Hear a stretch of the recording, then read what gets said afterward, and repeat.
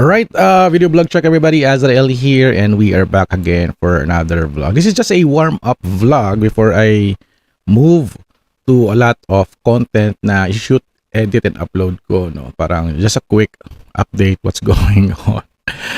Ayun, at mamaya pala if you're watching this YouTube video, mamayang 4 PM nasa SM Bacoor ako for a pet event. May pet event doon and isa ako sa mga judges ng nung kanilang parang pet costume contest. Para mag-judge ako featuring mga pet cats and dogs na costume. It's my first time to do it no, na mag-judge ng pet costume contest. So mamaya malaman ko yung mga details niyan. Kung nasa Bacoor kayo, if going to SM Bacoor, andun ako mamaya. So feel free to say hi o magkita tayo.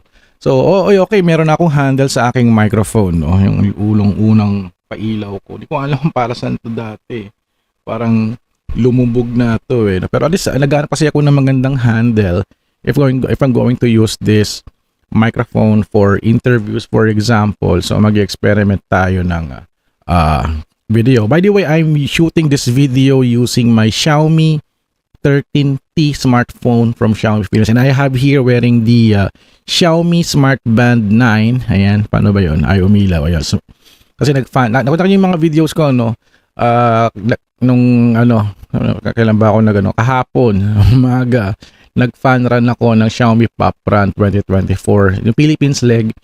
So, it's an annual thing. So, iba't ibang countries are doing a lot of fun run. At ayun na nga, napasabak tayo sa fun run at napagod ako ng bonggang-bongga kahapon. Tulog ako maghapon pagkatapos sa gabi na, almost afternoon na ako nagising. So, sa gabi na ako medyo nagbuting-ting ng mga computer stuff, no? So I'm just checking the microphone kasi wala tayong sound tawag dito notification or monitor, audio monitor sa Xiaomi 13. Dapat pala nag-install pala ako ng black camera app. Sana pwede dito sa Xiaomi 13T para at least maganda yung ilaw ko, no? Dahil maganda yung screen ni Xiaomi, mas maliwanag siya, no? Nawi-weirdoan ako kasi I'll be returning the Samsung 24 Ultra kay Samsung Philippines.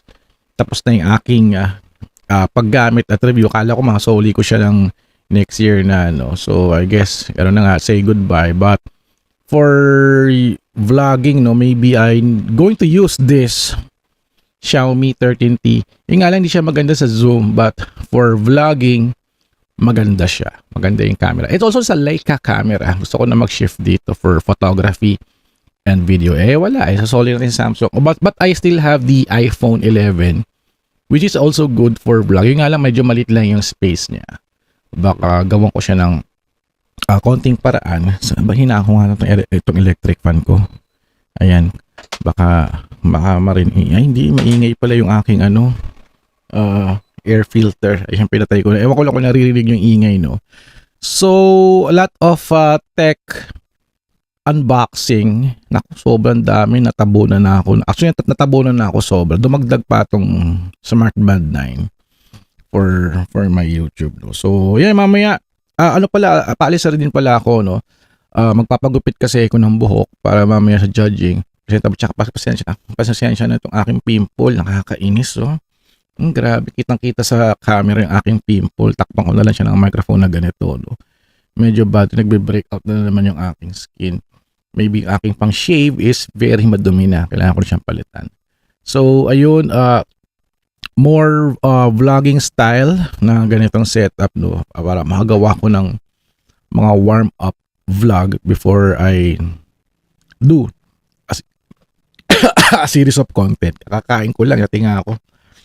At yun, expect a faster upload, faster content creation kasi bare mat na September 1, today September 1 at sobrang daming events, product na i-unbox, product to review, feature. So dire-diretso na to hanggang December. So magiging super active na ako this September kasi sobrang busy na pala. May travel pa ata. May upcoming travel pa ako this coming Fridays pero hindi pa confirmed. Mawawala na naman ako ng 4 na araw. Pero abangan niyo yung mga updates ko, no, sa aking Facebook page, Instagram, Twitter and Threads. Kung Plurk, kung nagpa-Plurk pa rin din kayo, doon yung mga chismis sa Plurk eh. At still experimenting a way of video shooting or vlogging, kamukha nito, no?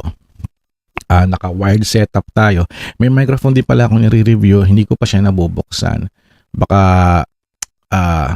gawin natin ng paraan to para para may tumapik sa likod ko. Ano yun? May tumapik sa likod ko. Ano yan? Anong meron dito? O baka yung t-shirt ko. Hindi, may tumapik sa akin. Kinikilabutan ako. Ano ba naman yan? Baka may makapture na naman tayong ghost voice dito. Ano bang meron ngayon September 1? Kinikilabot. May tumapik talaga sa likod. Kaya naging horror na naman itong vlog ko.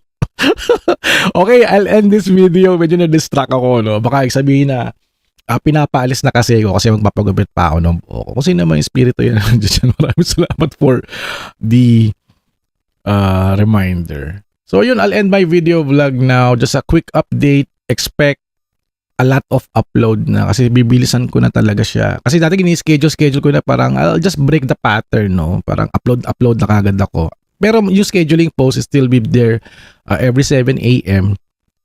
Pero pag may mga events akong na-edit na, upload ko na kagad para dire-diretso na. Alright. So, also check nyo na kung maganda yung audio natin kasi ito yung aking bumalik tayo sa old setup, ipag mga sit-down vlog. Gusto ko yung maganda narinig yung boses ko na malinaw. Although yung mga microphones ko like the Fulime X5 is also good. Which is I'm using it for my unboxing. Mas gusto ko kasi yung hands-free ako. Hawak-hawak ko yung phone pero ito hawak-hawak ko yung microphone na nakaganito. Which is a good setup na rin din. Alright, I'll end down my video here. So mga pupunta sa SM Bacoor, kita-kits tayo doon. And I'll see you guys in the next video vlog adventure. Alright, kita-kits.